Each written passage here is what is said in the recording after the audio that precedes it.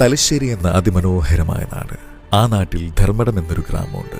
ആ ഗ്രാമത്തിൽ ഒരു പുണ്യഭൂമിയുണ്ട്. ആ പുണ്യഭൂമിയിലാണ് അണ്ടലൂർക്കാവ്. രാമായണത്തിൽ പരാമർശിച്ചിരിക്കുന്ന യുദ്ധകാന്ഡം ഇവിടെ സംഭവിച്ചതായി പറയപ്പെടുന്നു. ഇവിടെയുള്ള കാവുകൾ പരശുരാമന്റെ സൃഷ്ടിയാണെന്നും അതുപോലെ സീതാ സ്വയംവര ചടങ്ങിനിടെ ശ്രീരാമൻ വില്ലൊടിച്ചതായും ആ സമയത്ത് അമ്പിൽ നിന്നുള്ള തീപ്പൊരി 3 കോണുകളായി ഇവിടെ തോട്ടത്തിൽ വീണതായും ഒരു പൊതുവിശ്വാസമുണ്ട്.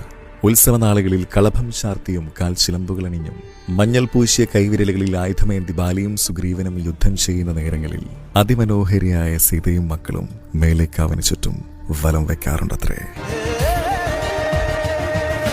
ഈ ഉത്സവകാലത്ത് അവിടുത്തെ ആൾക്കാർ സ്നേഹത്തോടെ തരുന്ന ഒരു മധുരമുണ്ട്.